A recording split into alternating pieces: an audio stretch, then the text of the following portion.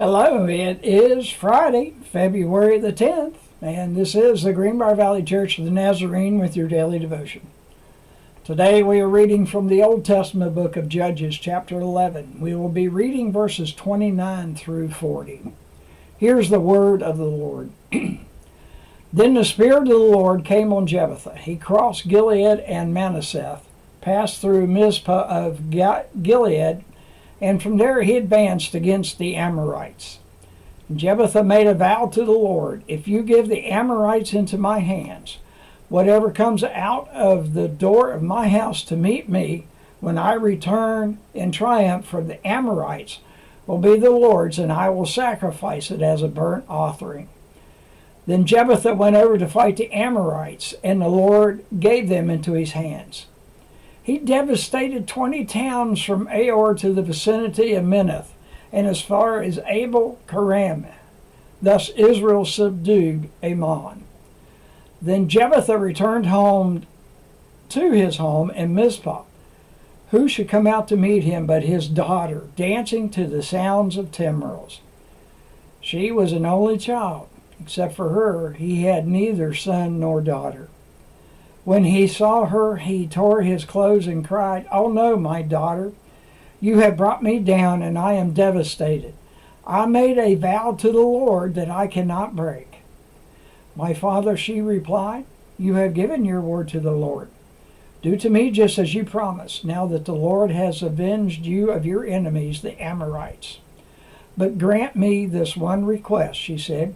"Give me 2 months to roam the hills and weep with my friends, because I will never marry." "You may go," he said, and he let her go for 2 months. She and her friends went into the hills and wept because she would never marry. After the 2 months, she returned to his father, and he did to her as he had vowed. She was a virgin. From this comes the Israelite tradition that each year the young women of Israel go out for 4 days to commemorate the daughter of Jephthah, the Gileadite. And that is the word of the Lord.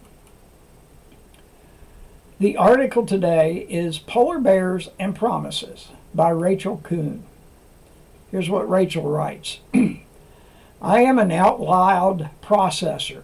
Talking about things helps me to navigate the best way to handle situations, to craft plans, or create new objectives.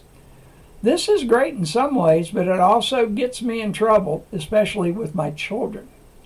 Anytime I talk about anything as a possibility, they hear, 'I promise we will do this.' For example, I say, 'Maybe we could go to the zoo this summer and see the new polar bear.' They heard, 'I promise we are going to the zoo tomorrow.'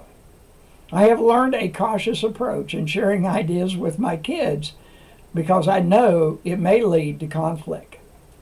Jephthah, in desperation, commits to God a sacrificial gift if only God will help the Israelites defeat the notorious Amorites. God gave the people victory, and when Jephthah returns home, he realizes his foolish vow to God will now end in the death of his one and only daughter. He compounds his foolishness by blaming the girl for his impulsive promise.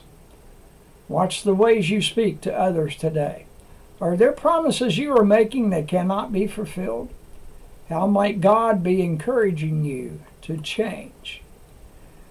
The hymn is "I Know God's Promise is True" by Leah N. Morris. "'Tis true, oh yes, 'tis true, God's wonderful promise is true. For I've trusted and tested and tried it, and I know God's promise is true." And from the 49th Psalm, verse 3, "My mouth will speak words of wisdom. The meditation of my heart will give you understanding." And this is your daily devotion for Friday, February the 10th. Have a blessed day.